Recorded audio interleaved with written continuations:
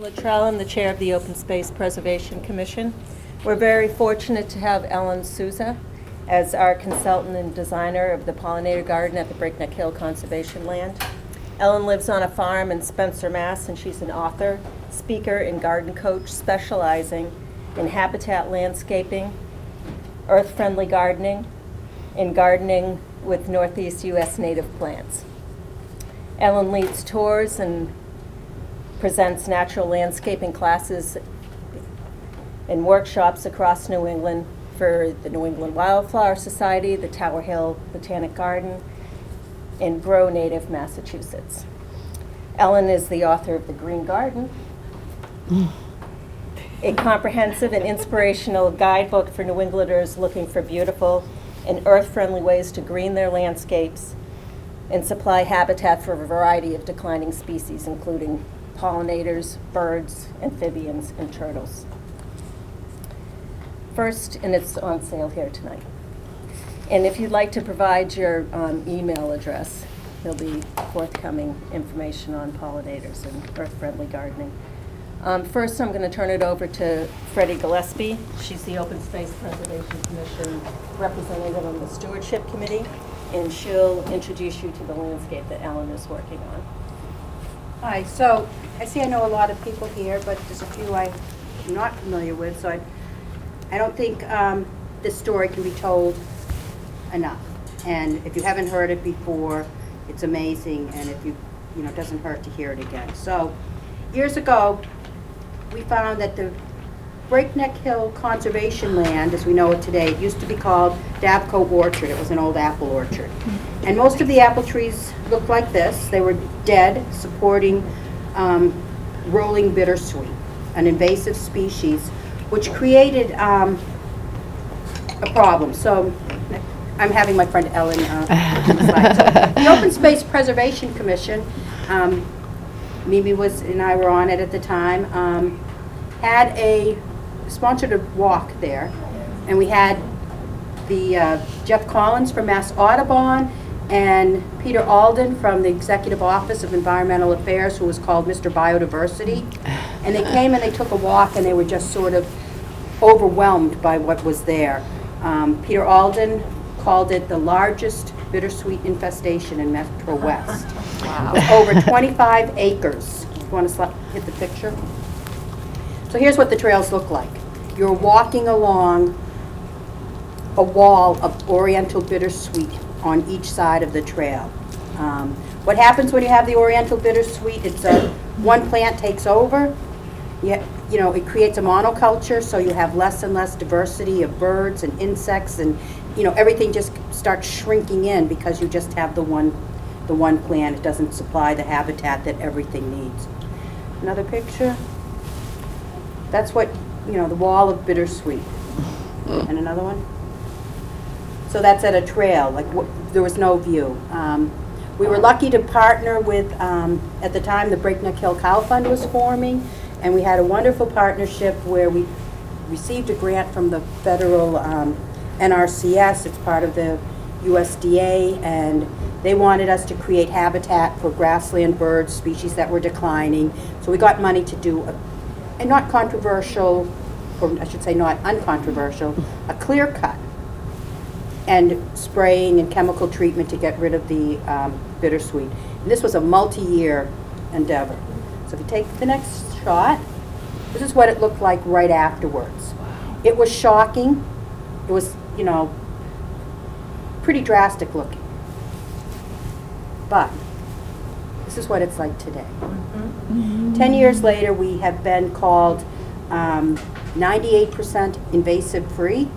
It's not without a lot of effort of the Stewardship Committee. And I'm just you met Mimi, she's Open Space Commission. We work together. I'm an Open Space Commissioner and the representative on the Stewardship Committee. I have Joyce Greenleaf, our current chair of the Stewardship Committee. Jim Gorse is back there. He's been chair for I don't know how many years, and he's just stepped down a little bit so he can travel more, but he's still on the committee. We're under the guidance of the Conservation Commission. I see a Conservation Commissioner here, Carl. So lots of people working together to make this happen. did not go from those first pictures to this without a lot of work, and it still takes a lot of work. So we're here to talk about butterflies. So in these pictures, oh, my friend Dawn has some great landscape shots, and she's also the vice president of the Massachusetts Butterfly Club, and she'll be leading some butterfly walks for us this summer. So that's something, when the email address you can get a personal invite for. So one of the things we manage for in this area is grassland birds, but there was also, after the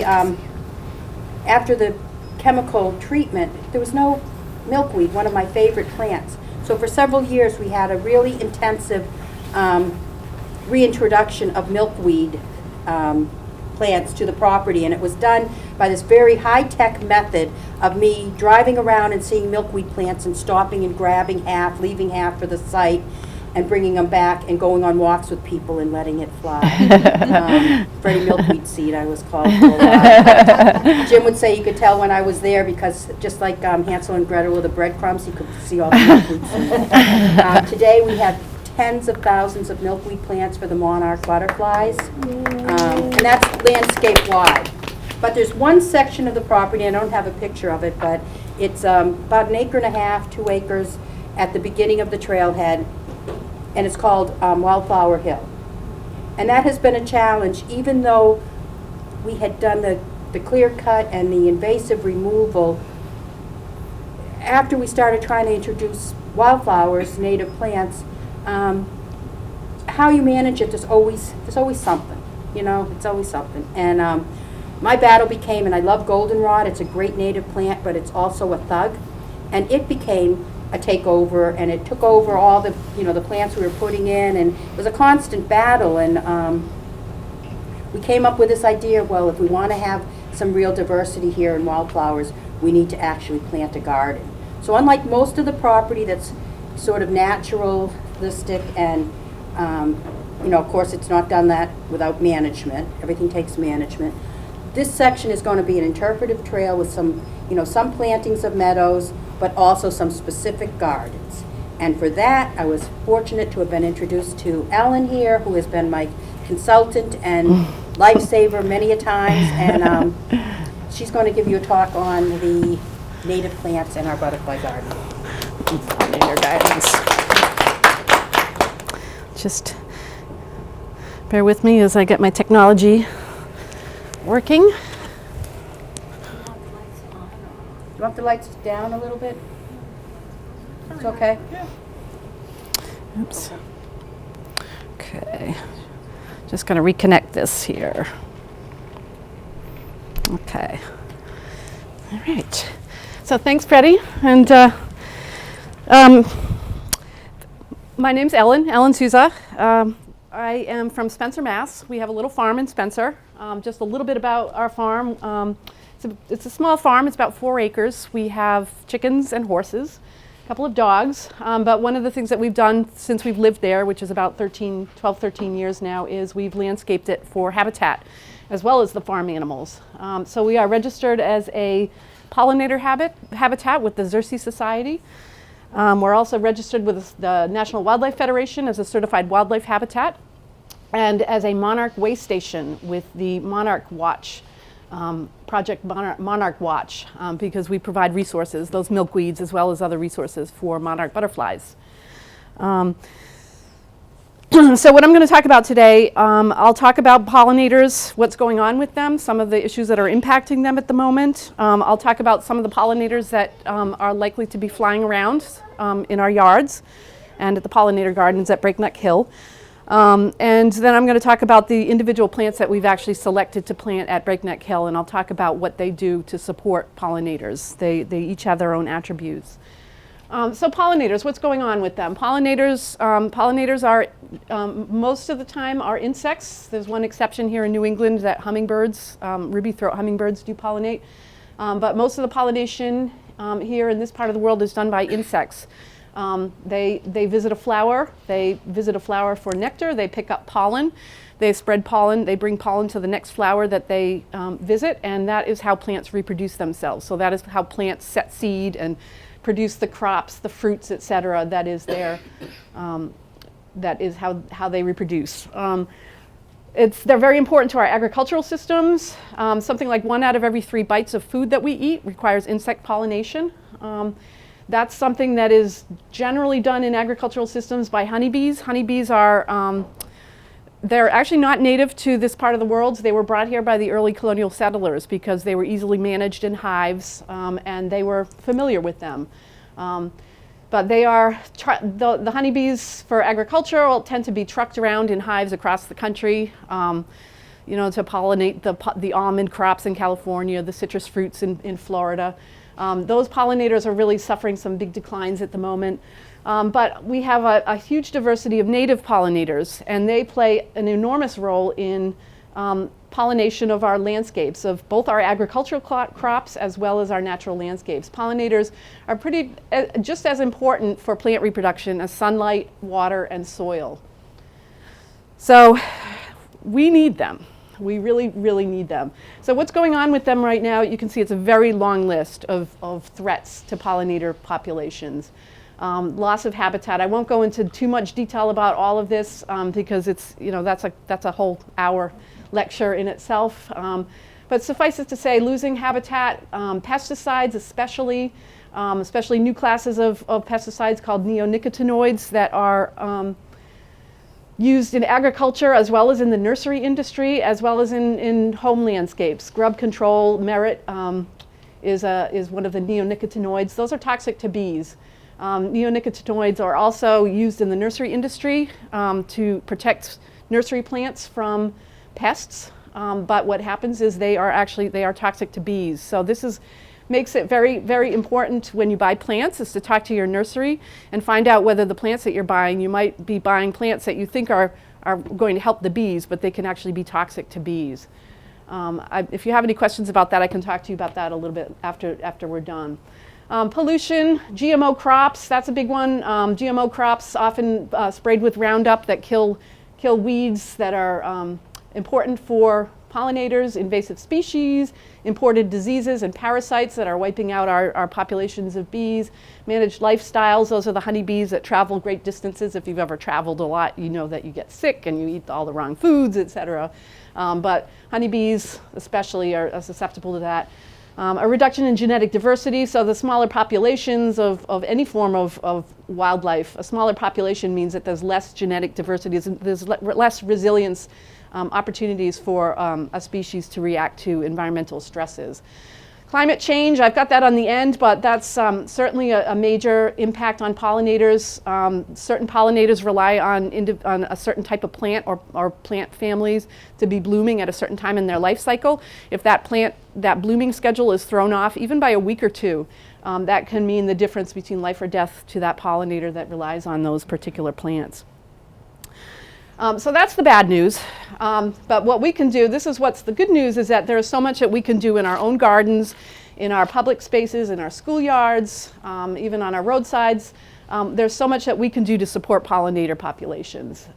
This is just a couple pictures from our farm to show that you know, planting for pollinators, we could still have a beautiful garden, we can still have beautiful plants and a beautiful aesthetic, but at the same time our gardens can support the wider world. They can support the health of the surrounding ecosystems and support those little forms of wildlife who really, really need our help. So I'll just talk about a couple of our pollinators. Native bees, there's something like 450 species of native bees to this part of the world, this part of New England. A few of them you might or might not be familiar with, the orchard mason bee. These are great little pollinators of fruit trees. That's one of the reasons they're called orchard mason bees. They are excellent for pollinating the apples, the pears, etc. They fly in early spring. Like a day like today, some of the apple trees are actually blooming at the moment. Honeybees on a day like this won't even leave the hive. You know, they don't like this kind of weather. The mason bee, hardy little New Englander, the weather doesn't bother them. They'll be out on a day like today pollinating the fruit trees. So especially if you have fruit trees, they're really an important, a good pollinator of ensuring that you have a decent crop. They're called mason bees because they use little bits of mud to create their nests. They are solitary nesters, so they They like to use hollow plant stems to nest. They don't have a hive the way honeybees do.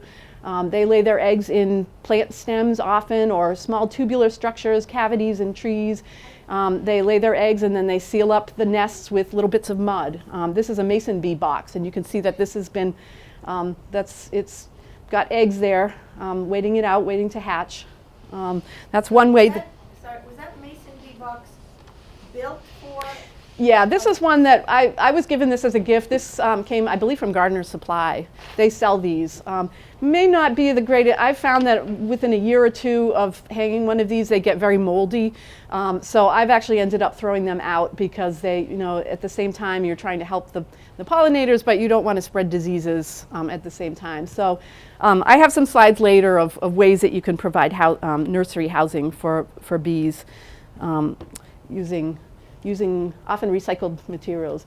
So other types of bees, leafcutter bee. This is also a bee that a solitary nester. They're called leafcutter bees because they cut little segments of certain plants. They seem to have local preferences. On our farm, they seem to love redbud trees. They always seem to use those to construct their nests. If you can see from the picture, it's a little dark, but you can see those little segments that have been cut out, and they use those little pieces of leaf to line their nests, to line the cells of their nest. Here's another. They're also those cavity nesters. So this is another example of how you can help these guys in your backyard. This is basically just a piece of untreated softwood, like either pine or fir, which has been drilled with holes of different diameters. Not all the way through. It's about 6 inches long. You can drill a variety of diameter holes to accommodate different species, including the leafcutter bee. But don't drill the hole all the way through is the advice I would give, especially the mason bees. They won't use a tube. They won't nest in a tube that is open at one end or open at both ends. More native bees, a sweat bee. They're called the sweat bee because they are attracted to salt, so they sometimes might land on your arm in the summertime if you're a little bit sweaty. They're very docile. They won't sting unless you actually provoke them or threaten them or slap them. They're very gentle bees. They are also solitary nesters, but they are ground nesters, so they excavate their nests underground. They have preferences. They tend to like sandy soils or very well-drained soils. If you look at the pictures here, they look like anthills, but they're not anthills. These are nests under construction by some type of ground nesting bee. Again, they excavate tunnels down into the ground. They lay their eggs in there. They provision the nest with food, and then they seal them back up again. So the fact that these are open at the surface of the soil means that these are still under construction. Bumblebees. Now bumblebees we have something like 21 species of native bumblebee in this area in Massachusetts.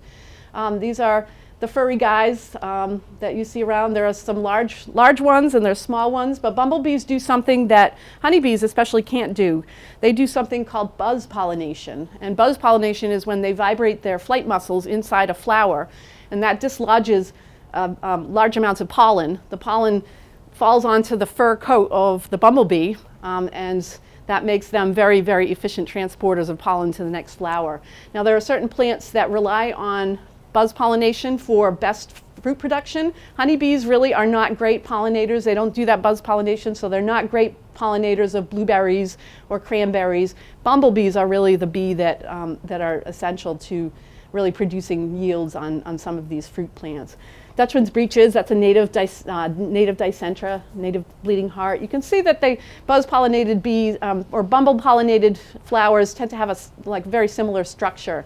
The Dutchman's breeches has nectar way at the end of a tubular structure. Most of our bumblebees have long tongues, so they're able to access nectar in flowers that have these tubular structures. They are other types of bumble plants. This is bumble-pollinated plants. This is jewelweed. This is an annual native. If you have shady areas on your property, kind of moist soil, this kind of shows up on its own. But this is a plant that is pollinated not by honeybees, not really by any other kind of bees except for the bumblebees. That's very well suited to their long tongue. Also, hummingbirds will pollinate these flowers. Hummingbirds also have that long tongue. Bumblebee nesting. Bumblebees are one of the only native bees that are actually social nesters, so they actually have a hive or they have a nest where they raise, the babies are raised. But they tend to nest usually in the ground, in old mouse holes, sometimes in stone walls. But this picture here, this is a bumblebee nesting box at Garden in the Woods in Framingham. You can see it's got a sign on it that says Bumblebee House, and that's because in Massachusetts we have very literate bumblebees and they can read the sign. And then moving on, so the bees are really the major pollinators, but there are also playing a somewhat major role are wasps. Now we tend to not like wasps, especially the aggressive stinging wasps, but there is a whole diversity of wasp species that actually don't sting at all, and are very important pollinators. They visit those flowers for nectar, but many of them also play double duty as pest controllers.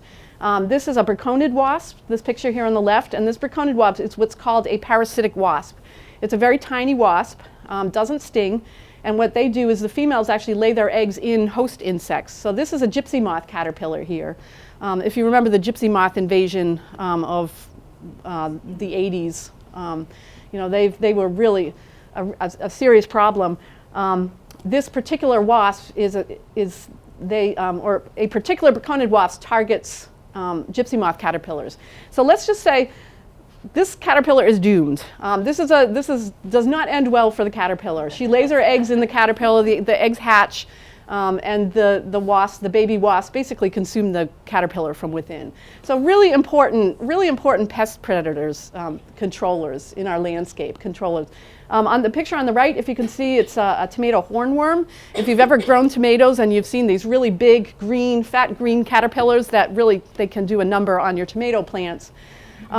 If you ever see a tomato hornworm that has what looks like these little tiny grains of rice coming out of its body, it's not rice, those are the cocoons of another type of braconid wasp. There's a type of braconid wasp that targets just hornworms. So again, this hornworm is doomed. This hornworm will not be eating your tomato plants any longer. So if you do see a caterpillar with these little cocoons on there, you don't want to kill them. You want to make sure that wasp is able to complete its life cycle and continue controlling those pests. Other types of wasps, there's a sawfly. These are pollinators. They don't sting. There's also the mud dauber wasp, a very big wasp. You often see them on flowers like mountain mint, etc. They're very big, often blue colored, very, very docile. They're not looking for trouble. They won't even notice you if you're around. They're very intent on the work they do. They would only sting you. They can sting, but they would only sting you if you handled them roughly. So it definitely pays to just respect the guys flying around. You never know which ones do sting or which ones don't. Now moving on to flies. And flies, again, many flies perform valuable pollination services on our wildflowers as well as crops. A couple of examples, a hoverfly called the syrphid fly. Sometimes it's called the flower fly. Little tiny fly of various sizes. It's got stripes on it, and those stripes are its way of trying to look like a dangerous wasp. But they don't bite, they don't sting. But very important flower pollinators. You'll see them kind of darting in and out of flowers. But they are also predatory insects in that they are pest controllers. They lay their eggs on plants where aphids, with lots of aphids, their juvenile, the larvae hatch and basically eat aphids right off the plant there. So good pest controllers. The bee fly looks a lot like a bee, but it's actually a fly. And then the tachinid fly on the right looks like a house fly, but has more hairs. Tachinid flies, there's a number of different species, but again, these are similar to that parasitic wasp. These are called parasitoids. And what they do is they lay their eggs in, most of them have target species where they lay their eggs in a certain insect, and those insects hatch and control whatever insects that egg is laid on. They're an important controller of many of what we consider pests. This is a Japanese beetle. Japanese beetles, obviously an imported pest. This particular beetle here has this little white dot behind its head, and that is actually those are the eggs of a particular tachinid fly that targets Japanese beetles. I've noticed, probably in the last 10 years, that I see probably 40 to 50% of the Japanese beetles that I see now on my roses have these little dots on them. So that's a good sign. It's, you know, I really do believe that Japanese beetle populations are starting to reduce now because of this fly. They didn't have any natural predators here in this country. They were brought here from Asia. But scientists went to Asia and they found this natural predator of Japanese beetles, and they brought them over here. So they are really starting to do their work now. So again, you don't want to kill this beetle. That's why a good reason why Japanese beetle traps are not a good idea, because they will trap all the beetles, including the ones that have been parasitized. So just something to think about. Beetles, definitely minor pollinators, but they certainly visit flowers for pollen and nectar. A lot of them, again, are predatorial. They're beneficial to us, not just as pollinators, but also as pest controllers. Soldier beetle, they are, you know, they eat their larval form as well as the adult form. They eat all kinds of pests, grasshopper eggs, etc.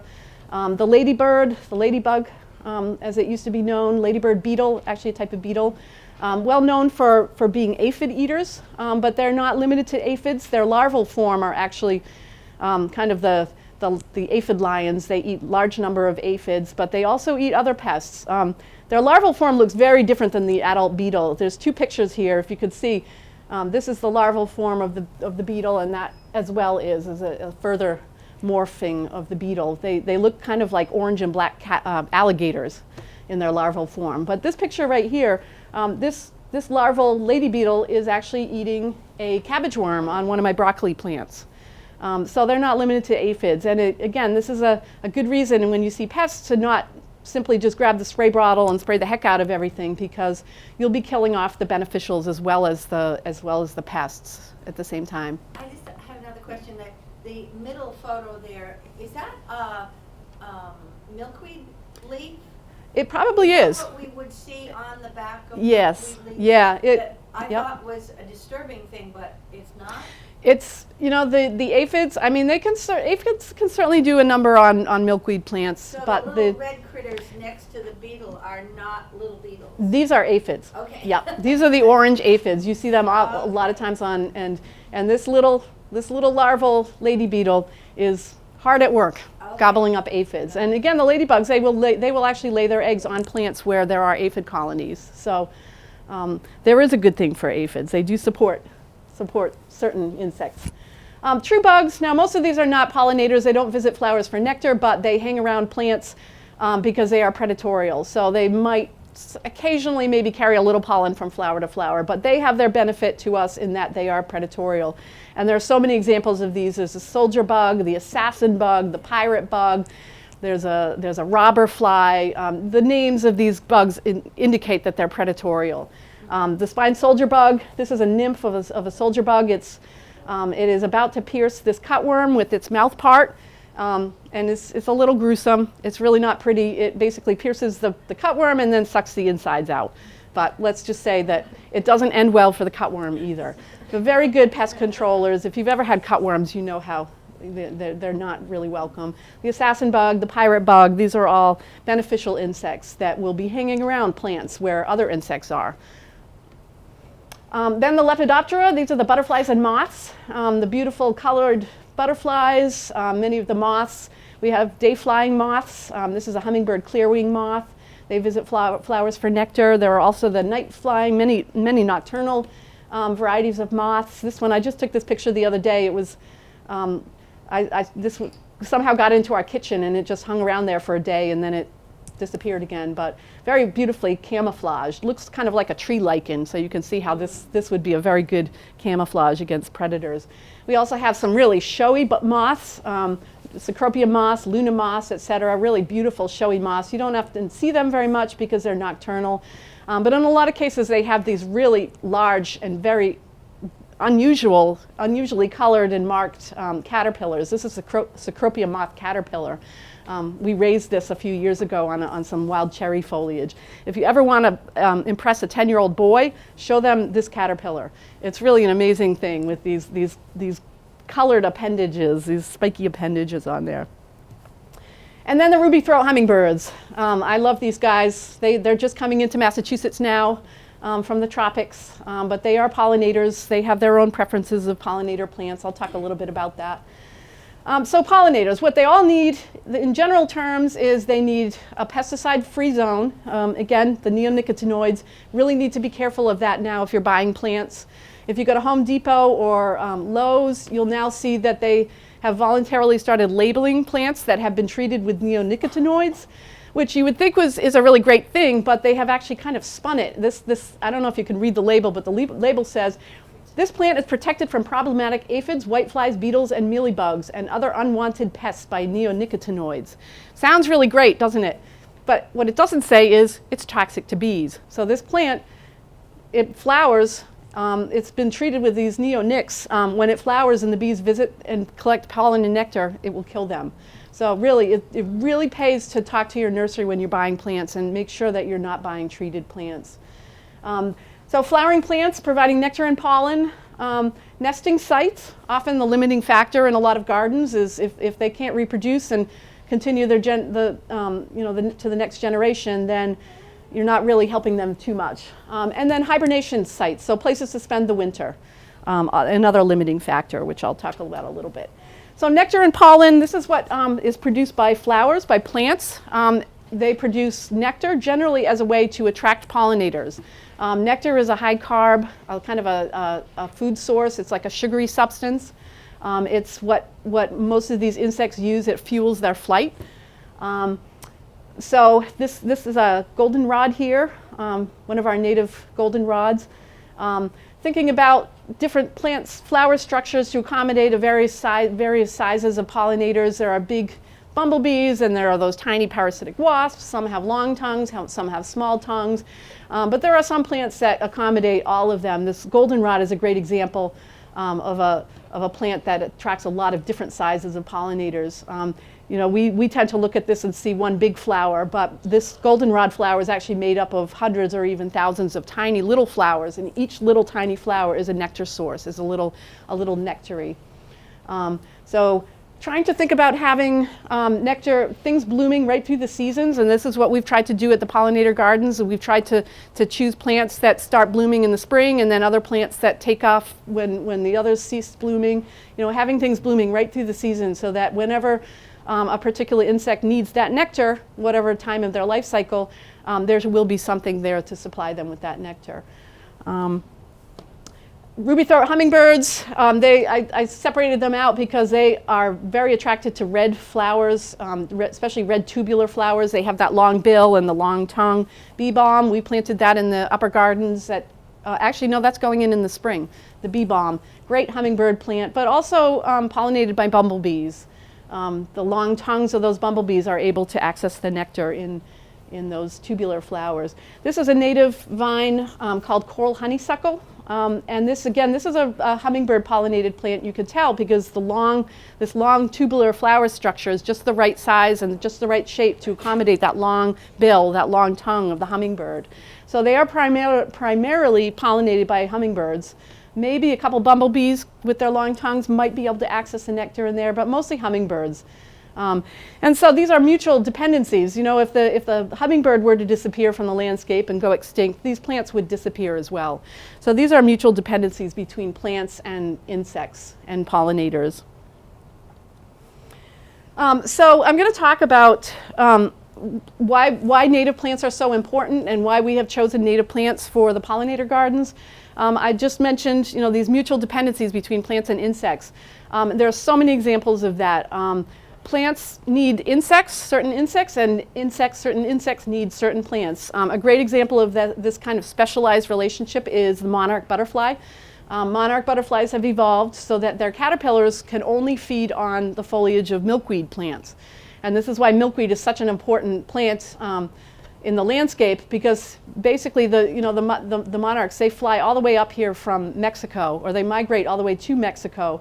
And then over several generations, they come back up to New England in the summertime. But wherever they are, if they don't have milkweed plants, they simply won't be able to reproduce. So they really need milkweed plants in the landscape. I'll talk a little bit about, we've planted one type of milkweed at the Pollinator Gardens, maybe two. No, we planted two. So I'll show some slides about that in a little while. But these specialist relationships is for basically for every native plant that is out there. That native plant has evolved over thousands of years with these insects, so they have these dependencies. Violets are another example. Violets, lots of different types of violets. Some people don't like violets because they kind of creep into lawns, but violets are actually the only host plant for fritillary butterflies. And violets are very adaptable. They're species that will grow just about everywhere. This picture right here on the right, if you can see, I use it as a kind of a filter plant next to my horse paddocks. If I tried to grow something there, I probably wouldn't, but violets just seem to love it there. So, you know, a functional plant, a functional native, but also a host plant for fritillary butterflies. If you have violets, you will almost be guaranteed to see some fritillaries. Also, other specialized relationships between insects and plants, pollen specialists. Now, pollen is another food source that's offered by flowers to especially bees. Many of those solitary bees, they collect pollen. They bring pollen back to their nest. They provision their nests with little bits of pollen. Sometimes they will mix up the pollen with little bits of nectar and form what's called a little pollen loaf. It's like a little loaf, and they provision their nest with that. So they lay their eggs. Once the eggs hatch, they have their food supply there. So pollen is an important food source for baby bees. And something like about a quarter of our native bees are actually pollen specialists, which means that they will only collect pollen from certain plants. Now, there's some research that's come out in the last year or two. They looked at the different plants that were used, that were used by the most number of pollen specialists. And interestingly, but not surprisingly, these were all the top pollen specialist plants were native plants again. Top of the list being willow tree. These are willow catkins here. The willows are blooming a little bit past bloom now, but usually pretty much the first thing to bloom around here. Very, very important pollen source for those pollen collectors. Goldenrod, blueberry, sunflower, helianthus, and our American asters. Those are all really important for those specialized bees that can only collect pollen. And if they don't have their plants available, they won't nest in that area. More specialist relationships, back to the host plants. There's a type of butterfly called Harris's checker spot butterfly. They only use a specific type of white aster called tall white aster. I think at some point it was called, it's sometimes called flat-topped white aster, but this particular aster is the only host plant of this particular butterfly. So without this plant, the butterflies simply can't survive in that area. Other host plants that are you might not really think of as beneficial to wildlife, but juniper, pine, they all have their co-adapted butterfly or Lepidoptera species that use that plant as a food plant for their caterpillars. This is a juniper hair streak butterfly butterfly here, and that's what their caterpillar looks like. That's a little pine elfin on the right there. These guys need those natives. More host plants, grasses. A lot of our native grasses are host plants to some of the smaller butterflies, like the little skippers. A lot of them use blades of grass as their host plant. Very tiny often, very tiny caterpillars. Grasses, we haven't planted any grasses in the pollinator gardens because being an old farm, there are plenty of grasses on the property on Breakneck Hill to support a lot of those little butterfly species. But I just threw these slides in to show how beautiful grasses can be incorporated into landscaping. This is a High Line in New York City. Just a great place to walk, and they've just beautifully woven grasses into their landscape design. Very inspiring. Trees. Now, our native trees, there's a book, in fact, there's a book sitting here that the library put out called Bringing Nature Home by Doug Tallamy. This is a great book. He's an entomologist, and I highly recommend this book. He really makes a very compelling argument for why we need to plant more natives, especially in our backyards. But he is an entomologist, and he, with his students, have researched, they have gone to certain different plants in the landscape and found out how many different species use that particular tree, use the foliage of that particular tree as a host plant. Very, very interesting results. His students found that oak trees, number one on the list, they found something like 550 different species of Lepidoptera just on oak tree foliage. So one of the easiest things that you can do for the Lepidoptera really is to let some of those native trees grow in your property. You know, you might not even have to plant them. If you have squirrels, they'll plant the acorns and grow oak trees for you. But oak, willow, cherry, wild cherry, birch, crabapple, that's one of the non-natives in the top 10, but still very, very good for hosting diversity of species. And pine again. So these trees are really, really important to, we didn't plant trees in the pollinator gardens. They are in the woods at Breakneck Hill, but they're supporting a lot of different species. And birds too. You know, this is a beautiful bird. This is a scarlet tanager. This bird flies into New England in the summertime, breeds here in New England. This bird, you'll never see this bird at feeders. You can't attract them to feeders, bird feeders. They don't eat the seeds. If you want to find a scarlet tanager, go find an oak tree, because that's where the bugs are. That's where all those little caterpillars are. That's where the really good food is. Just something to think about. Now, if we have gardeners here, gardeners, you know, I totally get that you don't really like it when you see caterpillars eating your plants, your prized plants. Very true. The fact is that most plants, and I'm talking about plants that are growing in their natural habitat in the type of conditions that they prefer. Most plants are very, very well adapted to quite a bit of caterpillar damage. It's an evolution that, you know, they've evolved alongside these insects. This is a gateway Joe Pye weed. It had quite a bit of caterpillar damage when it first came out of the ground. I didn't do anything. I just waited a couple weeks, and you can see it's you know, still growing, still thriving. Most plants, now the exception to that are plants like annuals that are not native to this area. Vegetables are not native. Most of the vegetables we grow are not native to this area. You know, caterpillars can really, you know, they can destroy a crop if you're growing crops. But for perennials and shrubs and trees, most trees can actually withstand quite a bit of defoliation by caterpillars. It's just part of the natural life cycle of plants. But at the same time, so thinking about those caterpillars, again, Doug Tallamy, he has some really interesting statistics about birds. Now, most birds, even if as adults they are seed eaters, most birds feed their babies in the nest. They feed them a diet strictly of insects, and a big part of that is caterpillars. Those caterpillars are a great protein source for those baby birds. A single pair of nesting bluebirds they will feed their babies something like 300 caterpillars every day. So it's a lot of caterpillars. Chickadees, you know, in the 2 to 3 weeks that the baby chickadees are in the nest, their parents will feed them thousands of caterpillars. So if you have nesting birds in an area, chances are they're going to be controlling those caterpillar populations. In fact, most caterpillars, something like 1% of any caterpillar that actually, you know, 1% of caterpillars actually make it to their adult form because of those parasitoids, because of the birds. It's kind of a tough life out there if you're a caterpillar. It's one exception to that is some of the imported caterpillar pests like the winter moth. That is, I don't know if the winter moth is a problem here in Southborough. My sympathies. It has not reached us yet in Central Mass, but I'm terrified of it. That's a great example of an imported pest that has no natural controls here, and it's doing incredible damage. I have heard that they have brought in a natural predator, I believe a parasitoid.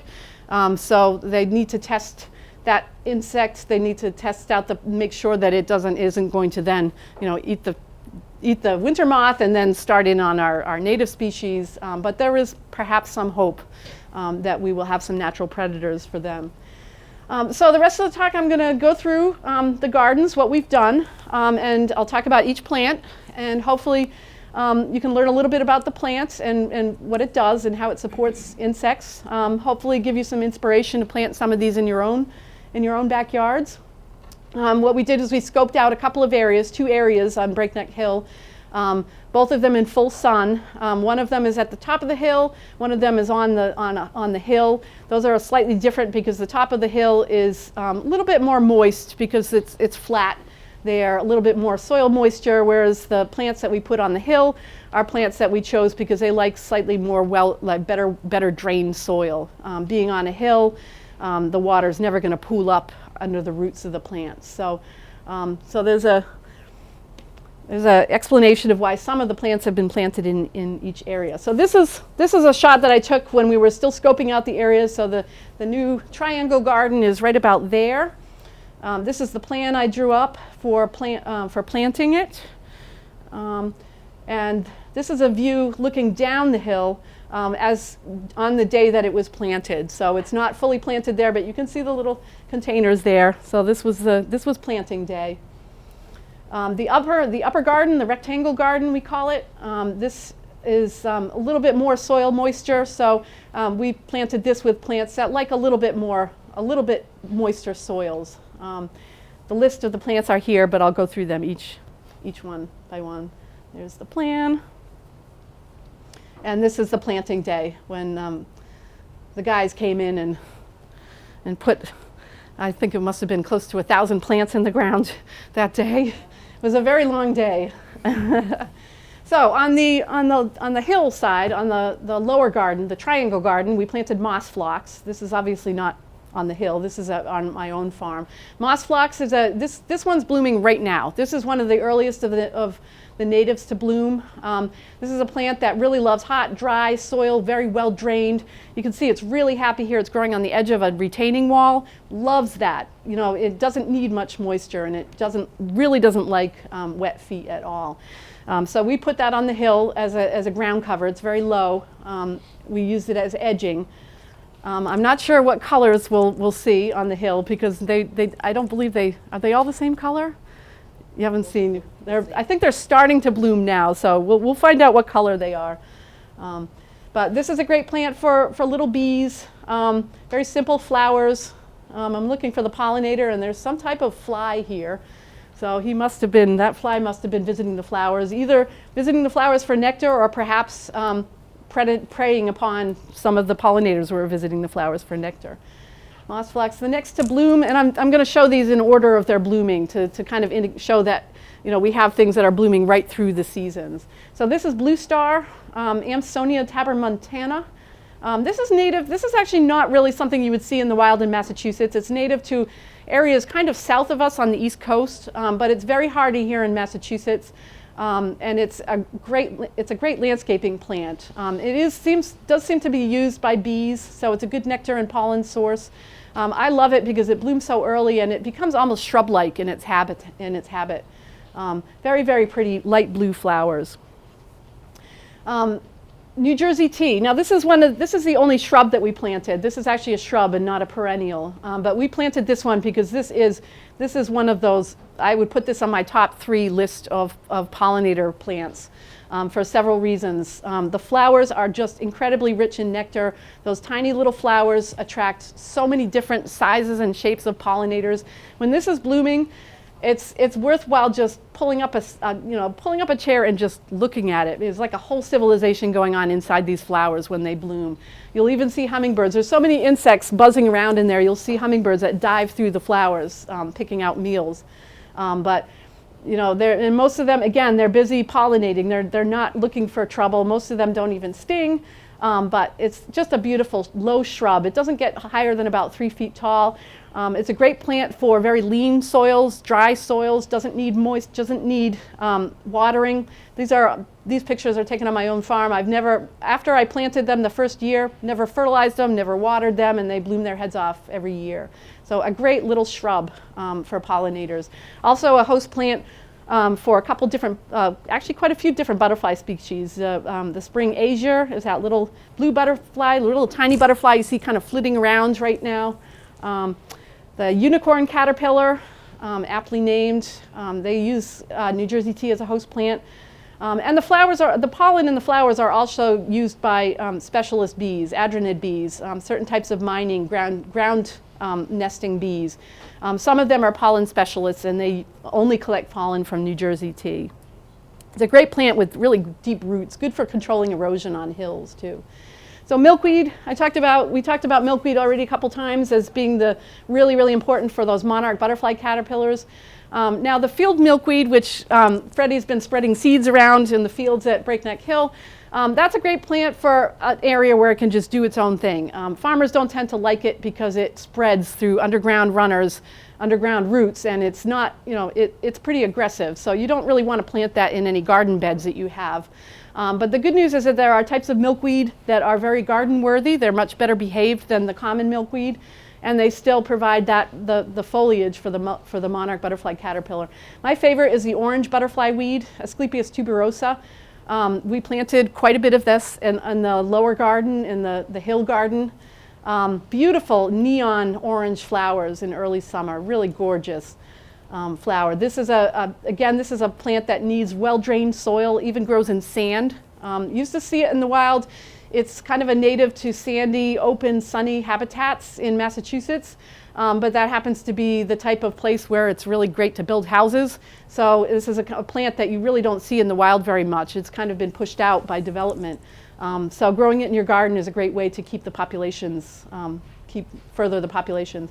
Swamp milkweed, Asclepias incarnata, that likes a little bit more soil moisture. We planted a few of those on the upper hill. That is probably my number. I would say that is the preferred host plant. When we have seen monarchs, they love this plant for laying their eggs.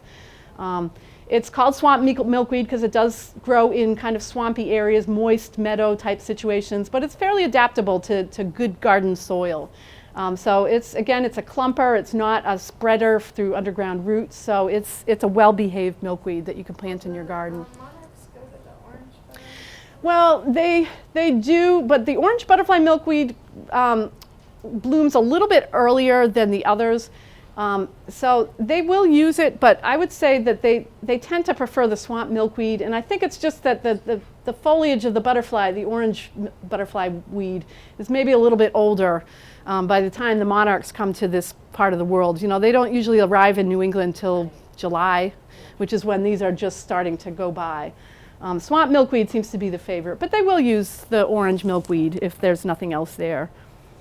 But milkweed, not just for monarch butterflies, there's a whole host of insects, Lepidoptera, beetles, bugs that also rely on milkweed. This is the milkweed tussock moth caterpillar. I always think it looks like it's having a bad hair day. It's got this kind of tousled orange and black markings. But there are also milkweed bugs, milkweed beetles. They all use milkweed as a host plant. So important for a lot of different species. The bee balm we planted, or we are going to plant in the spring. The scarlet bee balm up on the hill, hummingbird magnet. When the bee balm is blooming on our farm, there are literally dogfights, aerial dogfights above the bee balm between the hummingbirds. They just go crazy over the bee balm. The bumblebees also visit that. We also planted on the hill garden, we planted horse mint, which is a type of monarda, a relative to bee balm. This blooms a little bit later in the season, kind of late summer is when it blooms. That's not really as much a moisture lover as a lover of kind of well-drained soil, which is why we've put it. We actually planted a few of these on the hill. We were only able to get hold of 3 or 4 plants in the fall, and we're going to see how well they do before we plant any more of those. But it's a really cool plant. It's got these very interesting stacked pink flowers, but great plants for the bees, for the bumblebees, the hummingbirds, as well as a lot of those pollen specialists. Certain types of sweat bees are pollen specialists on monarda, so important for many reasons. The wild bergamot, we didn't plant this because I believe it was planted on the hill in previous plantings in previous years. The wild bergamot. Outside of the garden areas on the Wildflower Hill, we have done years of different planting and seeding, and there is wild. The wild bergamot. Yep. Well, this so picture was taken. Plenty right now. Well, I know this picture was taken on Breakneck Hill. Dawn took this picture. Very pretty pink flowers. You can see it looks like a silver-spotted skipper visiting it for nectar. There's another butterfly there that I can't quite identify. But this is one of Dawn's pictures. She has a wonderful blog, by the way, of all kinds of pictures of wildlife that you've seen on at Breakneck Hill and other places. So definitely worth a visit.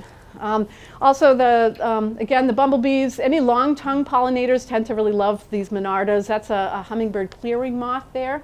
They have that long proboscis that they use to probe into the flower for nectar, to drink the nectar. So a good plant all around for pollinators. Mountain mint, this is another one. We planted a few of these, I believe, but we're hoping to put in more in the spring. Great flowering plant for pollinators. Not much of a host plant as far as I know, but these flowers, again, this is one, when these are in bloom, and it's got a long bloom period, you'll see all kinds of life, all kinds of pollinators visiting them. Pycnanthemum is the botanic name. Lavender giant hyssop, this is Agastache funiculum. Now this is kind of more of a sort of a prairie-ish plant that is kind of grows here in New England. Does grow in the New England ecoregion, which includes southern Canada. But a great plant for New England, great pollinator plant. I'm told by honeybee keepers that it's great for honey. Every single pollinator in the neighborhood will visit these when they are in bloom. Nice plant because it blooms first year from seed. Very quickly will fill an area. It seeds itself, but the birds love the seeds. The pollinators love it. The hummingbirds love it. Really a very nice pollinator plant. Sometimes you see the white version of it. And again, you can see how this is good for small pollinators, how this what looks like one flower to us is made up of all these tiny little individual flowers. Each of those are a nectar source. Echinacea and Rudbeckia, these are the cone flowers and the black-eyed Susans. We planted these. Not much of a host plant for many species of caterpillars, but excellent nectar plant. They have these butterflies, especially the larger butterflies, really love this type of plant. These plants with these long petals that gives them a landing pad for them to land and rest while they're sipping nectar. Very showy as well at the same time. Rudbeckia, I've threw in this picture here, Rudbeckia. I love the combination of the yellow Rudbeckia with the blue lobelia there. We also planted great blue lobelia, I believe, on the top hill. Lobelia syphilitica. So those blue flowers, very, very popular with bumblebees. This picture is actually, I took this picture. This is right next to, we have a number of raised beds right next to this picture. In fact, the edge of the raised beds are right there. If you grow vegetables, this is why it's really important to plant, plant as many flowering plants and as many pollinator plants as you can, as close as you can to your vegetable beds. Because this is basically like growing your own pest control. You bring in these flowers and position them right around where your vegetables are. It's going to attract those pollinators and the beneficial insects right to the area where you want them to do their work. This is actually annual. It's not native. It's marigolds, single flowering marigolds. It also great nectar plant. Blooms right until first frost. Attracts a lot of the parasitic wasps, a lot of pollinators, but it also has very strong foliage, pungent foliage. A lot of pests find their target plants using their sense of smell. So if you can literally ring your vegetable plants with something that has a really strong fragrance, it will, hopefully will deter them or confuse them so that they don't find the prize of your prized tomatoes. I just threw in another picture of the great blue lobelia. Sometimes when it seeds itself into a white version. Very, very pretty. These are primarily bumble pollinated. Again, they've got that tubular structure there that is suited to bumblebees. The liatris, blazing star. This is kind of a prairie native, so it's native to a little bit west of New England, but does very, very well here in New England. There is a native blazing star that grows in sandy habitats. But we couldn't plant that because we didn't have that sand habitat on Breakneck Hill. But we chose to plant this because they're very, very showy, very, very, very conducive to pollinator access. You can see how this is a white flowering version of the liatris. It's got all these tiny little flowers. There's a honeybee right there. There's a hoverfly right there. They can land on this and they can just move between flowers, drinking nectar, collecting pollen without having to fly all around and waste energy. So these are great plants for access to the pollinators. Culver's root, we planted this on the top hill, Veronicastrum virginicum. These are the white spires that you see here, tall white spires. It's a host plant for painted lady, little painted lady butterflies. Also a great nectar plant. Again, all these little tiny flowers, lots and lots of nectar available there. I took this picture. You can see there's a, I believe it's a painted lady butterfly. Very camouflaged. You could barely see it. But when it opened its wings for me, you can see its coloring on the other side. Very pretty little butterfly. I believe that's a painted lady, or is that a red admiral? I have a hard time telling. Or American lady, yes. I'm not as good as some of the people in the Mass Butterfly Club at identifying butterflies. A lot of them look very similar. So sneezeweed, Helen's flower, Helenium autumnal. This is another native. It's seen here growing on, this is on the pond edge at Garden in the Woods in Framingham. So suggests that it does like soil moisture, but again, this is a native that's pretty adaptable to regular garden soil. This is a great nectar plant, great pollen plant. It's got the benefit of a long blooming period. It starts in midsummer and just keeps going till frost. Really pretty. It's called sneezeweed, but it doesn't make you sneeze, so don't worry that it's probably just called sneezeweed as it's yellow flowers, and it tends to get associated with pollen, with sneeze-causing plants, but it doesn't.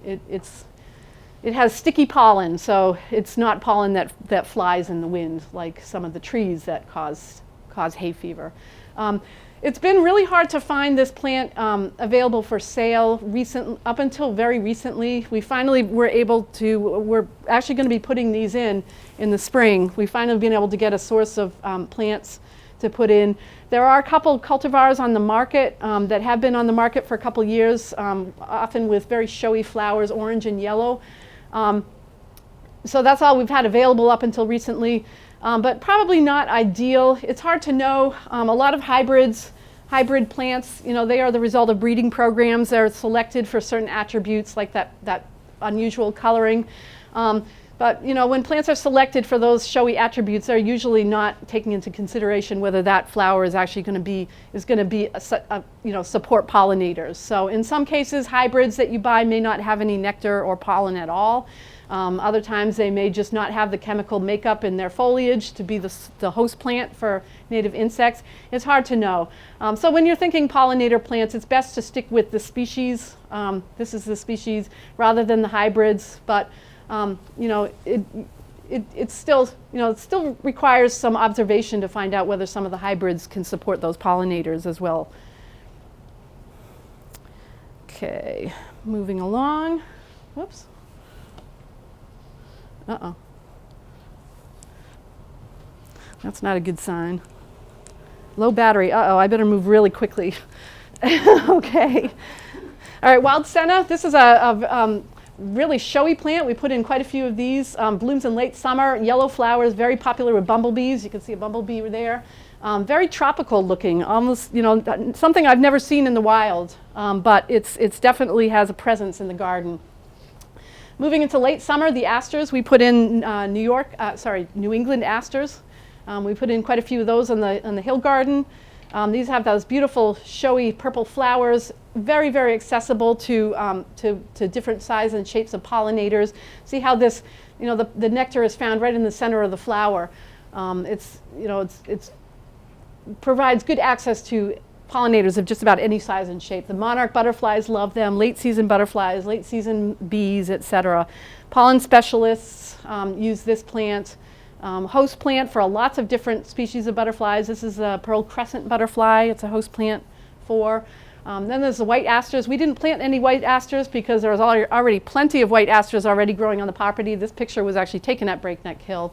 But these are great plants. No matter what kind of conditions you have in your yard, there will be some kind of aster that will probably show up on its own.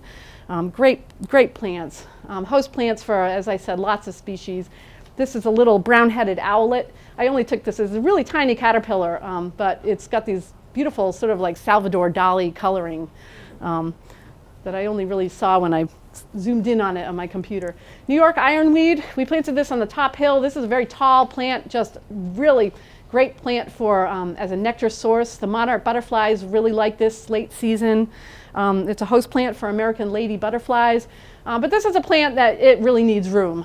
This is the ironweed here. This is growing on our farm. You can see, I mean, it literally grows to 8 feet tall. So it needs some space, and it likes a little bit of moisture. So if you have the room for it, it's a great plant, but not for a small garden. Planted right next to the ironweed are there's 3 different types of rose mallow here. This is a hibiscus. This is a native hibiscus. Hard to believe that something this tropical looking is actually native to this part of the world, but it does grow in kind of wet meadows, swampy meadows, likes a little bit of moisture.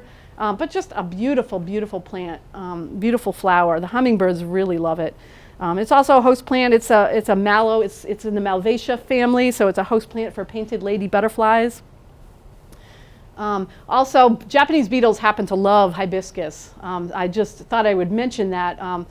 You know, it's definitely a problem. They will disfigure the leaves. But again, if you're providing habitat for those parasitoids, those parasitic wasps and flies, hopefully they'll start controlling those populations of Japanese beetles. Late summer, the goldenrod. We didn't plant goldenrod in the gardens because there's plenty of goldenrod elsewhere on the farm. Goldenrod is a bit like milkweed. There are well-behaved goldenrods, and then there are pestable goldenrods. You definitely don't want the Canada goldenrod anywhere in your garden beds. It will take over from underground. But there are well-behaved goldenrods. There's the showy goldenrod. This is Solidago speciosa. Likes kind of sandy soils. Very beautiful flowers. There's even a white goldenrod. But there are well-behaved goldenrods for garden use. Also, just a really important late season nectar source. You know, host plant for the asteroid among many of the butterfly species that uses a host plant. Great habitat for soldier beetles. They love goldenrod. They'll come visit those flowers and control pests at the same time. So just to finish off, I just wanted to say that it's, you know, no matter what size property you are, it's always kind of an interesting thing to see what shows up on its own in your backyard. A lot of times you'll see the invasives. The bad weeds will show up. But it's actually pretty interesting to see what native plants will actually show up if they're given the chance. So I encourage you to learn some of the weeds that are growing on your property and incorporate them into your landscape design. This picture was taken. This is down by our mailbox, right on the street. It's way away from the house. It's a really tough place. It gets snow piled up on it.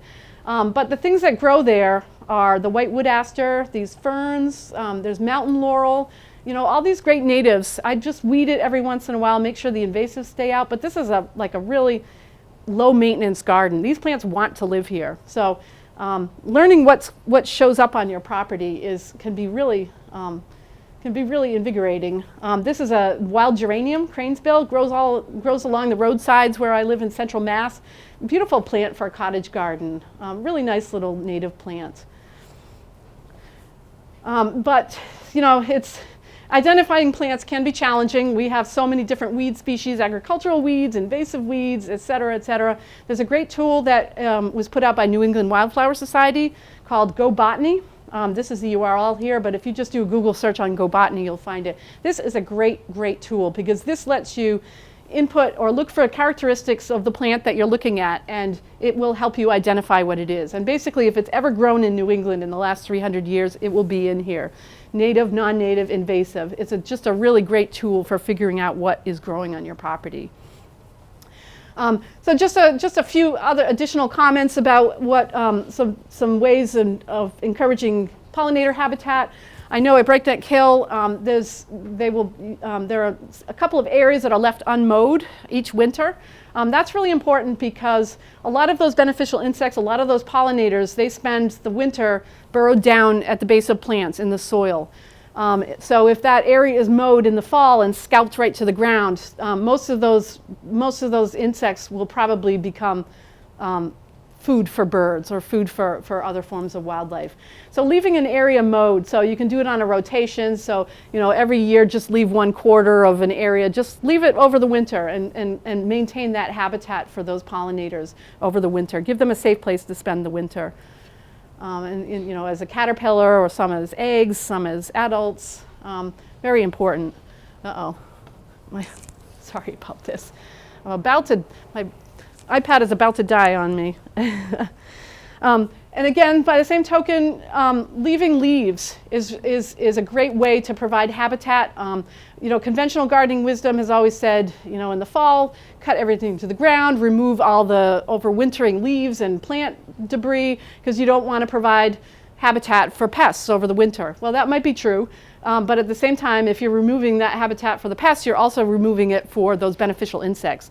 And guaranteed the beneficial insects or the pests will come back a lot more quickly than the beneficial insects ever will. So if you have trees and shrubs, I'm not talking veggie gardens here. Veggie gardens are separate. You do need to be very clean and clean those beds out. But if you have perennial borders, perennial beds, shrubs, trees. Let some of those leaves fall and around, around the circumference of the tree canopy.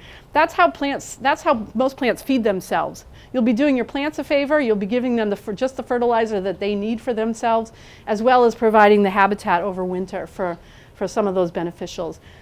This is a woolly bear caterpillar. If you ever see these in the fall, you see them crossing the road and you think, where are they going? What are they looking for? They look like they're looking for something.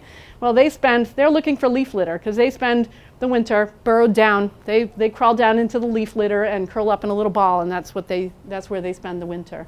Just in case you ever wondered what they look like when in their adult form, they turn into an Isabella tiger moth, which is a little bit different. So I always tell people, don't be a neat freak. Don't clean up those gardens so well in the fall that you're removing all that habitat. Leave some of the seed stems standing. You'll be feeding the birds as well, leaving some of those seed stems. In the wintertime, this little junco there you can see eating. That could be that plant with the seed heads above the snow could be the difference between life or death for that poor little junco. So just again, going back to the cavity nesters, the wood nesters, some ways that you can give them habitat if you don't have old trees on your property, pollinator hotels or pollinator condos. You can get really creative with this. I have a Pinterest page with all kinds of pictures like this. Great project to involve kids, providing nesting opportunities for them. I love this one. I do classes at our local 4-H camp. We're hoping to do this summer with the kids. This is all made of recycled materials here. Lots of homes for pollinators in there.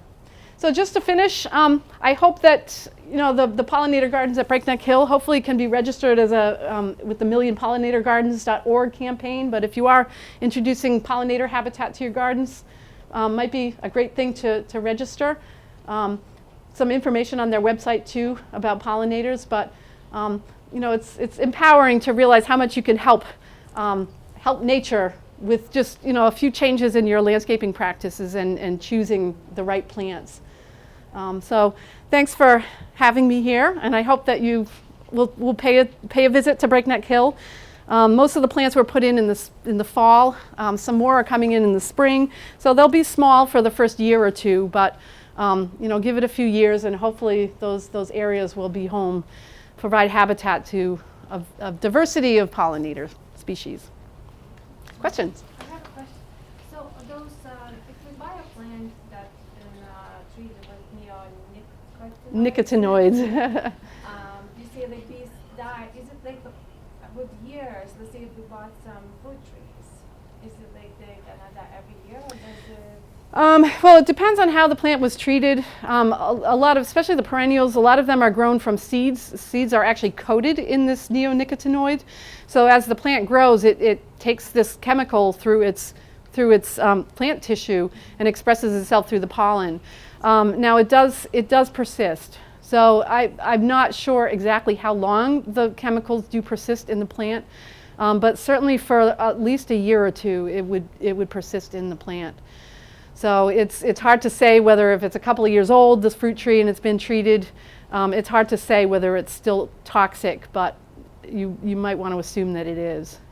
I don't know how much, I haven't really seen much information out there about how long the life, what the life cycle is of those chemicals, but they do persist for at least a year or two. Right. And I think in Europe and even in Canada, they've banned them. Absolutely. Yep. So they have. Which local nursery you would recommend to go for plants? There's a couple places. One is New England Wildflower Society in Framingham. They have a nursery there in Framingham. They also have a much bigger nursery in Western Mass. I do garden design and garden installations for things that I have a little native plant nursery at my farm. It's not very big, so I don't really tend to advertise very much, but I get some of my plants from Bigelow's in Northborough. That's a really big nursery, and they've really expanded their native plant selections in the last few years, and it's safe to say that they're not growing plants that have been treated. Most of the treated plants tend to come from these big nurseries in the big wholesale nurseries that are growing thousands and thousands of plants, and they're treating their seedlings, or they're trading their seeds or their plants. But again, you really need to ask your nursery. Bigelow's is probably the commercial one that I would recommend. in this area. There's also Project Native in Western Mass. Well, they did close, but they've been bought by somebody, and they will be opening again. I think they've even opened. So Project Native is out in Housatonic near Great Barrington, way out in western part of the state, but worth a visit. Any more questions? Do you have a problem with deer eating those particular plants? Deer. Yeah, the question was deer. Yeah, I mean deer are definitely a problem. And native plants are native plants are not immune to deer damage. Most of the plants that we put in at Breakneck Hill are perennials. During the time of year, they're blooming during the time of year when deer tend to have more natural sources. It really depends on how much food is available. This wasn't a bad year for deer in my experience because there wasn't much snow cover this year, so they didn't, it hasn't been as bad as it has been in past years. But there are certain, some of these plants are somewhat resistant to deer. I'm trying to think now. Like the mountain mint, I don't think they would touch that. They don't really like very aromatic foliage. The wild senna, I'm not really sure whether they would eat that. But yeah, I mean, native plants, non-native plants, they eat them all. There's something like candy tuft, and I didn't see that in the list, so maybe that's not a pollinator plant. Candy tuft, yeah, that is a pollinator plant. It's not native. That's not an aggressive plant. It likes well-drained soil, but you say the deer eat those. Oh, they just trim the whole line. Springs, I don't see flowers. Oh, that's too bad. I gotta replace it with something else. I think the moss phlox that was the first plant that I showed, that's blooming right now. That has very scratchy foliage, and they're surrounded by moss blocks. oh, They do okay. okay. Except when deer step through them sometimes. Yeah, they trample them. Yeah, but so they don't eat them in your. And Yeah. They seem to be weeks, the moss blocks seem to be weeks ahead of schedule. It seems like it's Yeah. usually in May. Yeah. Mother's Day was going to show. Yeah, it's early this year. Yeah, you're right. Some things were very late, and some things are early. It's strange. Yeah, it's a strange year this year. Any more questions? My yard is very shaded. Mm-hmm. What would be good for at least partial shade? Yeah, these two pollinator gardens are in full sun, so these plants are all sun lovers. If you put your email address down, I usually have a handout. I don't know why I didn't bring this handout tonight, but I usually have a handout which lists native plants for various types of conditions, so sun, shade, etc. There are there's quite a few native shade plants that you can work with. Foam flower is one, Tiarella cordifolia. That's an early bloomer. Any of the other types of phlox, the woodland phlox, Phlox divaricata, Phlox stolonifera, those are spring bloomers, and they prefer to grow kind of under trees. More shade plants, let me think. Actia. There's a couple types of Actia. Black cohosh is Actia racemosa. That's a shade plant that grows under the canopy of trees, woodland edges. That's a great pollinator plant, actually. It has blooms in the middle of the summer with tall, white, kind of candelabra type flowers. There's a couple of different types of Actia. Most of them have white flowers. A lot of our, it's no coincidence that a lot of our woodland wildflowers have white flowers because a lot of those pollinators are very nearsighted, or they don't have good vision, or they don't see color, but what a lot of them can see is contrast between white flowers and a green background. So that's kind of it's no coincidence that a lot of those native woodland plants have those white flowers. That's to make them more visible to the pollinators.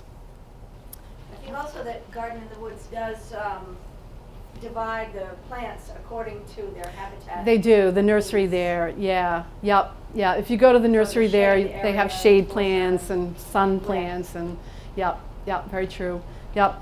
I mean, I don't mean to throw in a cheap plug for my book, but my book does have lists of plants for different kinds of garden conditions, including shade and moisture. Speaking of books. Well, it looks like my iPad died, so I guess I'm done. Thank you, but if people still have more questions, you can. But Absolutely, I just wanted to, yep. First, I wanted to say thank you to Ellen, but I wanted to say thank you to Ryan in the library here. Our director, he really helped put this together and making it arrange. And we're actually having another event May 10th on bumblebees, and that's not to be missed because it ties right into this, but it also goes further into, we actually did a survey, a bumblebee survey. Some of the people who participated are here today, but he's going to show the results. We don't really know what he found. This is a professor from WPI, but also you'll learn what you can do to either participate in this survey or what you can sort of be fascinated to start looking at bumblebees in your own yard. I had no idea, and now I'm, I just can't, a bumblebee, it's very exciting. Although, when you start saying, is it a long tongue or a short tongue, I'm like, really? Round-faced or square-faced? I'm really not sure, it was flying by. But I wanted to also thank Brian in the library because we came up with a list of books, and Bringing Nature Home by Doug Tallamy, this is not to be skipped. It is an eye-opener. Will make you look at your backyard in a completely different way. Absolutely amazing, and it'll make you look at the street you drive down differently. And one of the most amazing things is when we talk about the caterpillars for the pollinators, butterflies, but also for the birds feeding. And then it's like, but you got to have the trees that support the caterpillars, and many of the trees we plant don't, and they're like a wasteland. So fascinating information. There's the Sousa Society. They're like the national, caretakers of butterflies and pollinators and bees, and science oriented, and they do workshops. I was lucky to attend some, but they Gardening for Butterflies. It's a new book or newly re-released. The Sousa Society, they also have a great website. If you go to xerces.org, which is xerces.org, they have some great resources like bumblebee identification guides, things that you won't find anywhere else. I actually used that to identify I spent hours and I got it down to pat, and it was a fly, a mimic. Oh. I knew there was something wrong with that little knob on its head. Boy, did I feel foolish. But I'm really good at knowing what to look for in a fly now before I start looking at the bumblebees. Flies have the big eyes. But this here is Attracting Native Pollinators, another one by Xerces. Xerces was named, that's the name of a butterfly that went extinct. So you wonder, what does it stand for? It stands for a beautiful butterfly that has, it's gone. And that was what fascinated me about the, both your work and from the Bumblebee Survey, is that right now, right here, today, pollinators are going extinct in your backyard, on conservation land. So this work, reading these books and knowing a little, but doing some small things in your own yard can make a difference. One of the things why we got on this bumblebee survey, the professor, I asked him if he'd come and take a walk, and one of the first bumblebees he found is one that's declining, and the state had actually said was extirpated from the state, wasn't here anymore. And through his research and studies and comments, along with some other scientists, the state changed their wildlife action plan to actually include this as a species of concern that is here at Breakneck Hill. So hopefully we can manage better, but it's not just what we do at Breakneck Hill, it's what you do in your own yards too, because these things don't just stay at Breakneck Hill, they might fly next door, and it would be really helpful if they weren't picking up the neonicotinoids. And I'll give another plug. There's legislation by our state legislator to somewhat limit it, and I hope to have more information on that. I think she might come to our bumblebee workshop to give a talk, not a talk, but just to at least talk a couple of sentences about what that legislation is. So this here, Xerces Society is great, but these books are now available here at our library. How cool is that? Woohoo! And this is a newer book from Doug Tallamy, The Living Landscape. I was fortunate enough to hear him talk. What an amazing talk, and all the information in here. So, and he actually recommended Ellen's book, The Green Garden, which the library has, but if you want, you can pick up a copy here tonight. And I just want to say thank you so much to the library, because not only did they host this, and Ryan was great, but to get the books that go along with it, because I noticed there's another book, Butterfly Gardening, and it's an older version. We've learned a lot since the last 20 years or more, and they include like invasive species in there, so because they didn't know 20 years ago, and you don't want to go out looking for some of these plants that it wasn't that long ago. I'd see them featured at the New England Flower Show in Boston. It's like, read these books, get the right plants, and then you can have a happy garden and be doing good for the environment too. But any other questions for Ellen? I just wanted to point out these books. You didn't mention dragonflies, do they have any role in They're not really pollinators, but they are, they're very beneficial. I mean, they certainly gobble up all kinds of flying pests, mosquitoes, etc. They're not pollinators, but if you have aquatic habitat nearby, they will kind of come on their own. They're actually a good sign if you see dragonflies flying around. It's generally an indicator that you have fairly healthy ecosystems surrounding you. But yeah, very beneficial, but not pollinators as such. We hope to have a dragonfly walk this summer. So get on our email list and pay attention to the blog and stuff. Come to the bumblebee workshop. I already got Dawn to talk. She's going to do a butterfly walk. So that will be fun.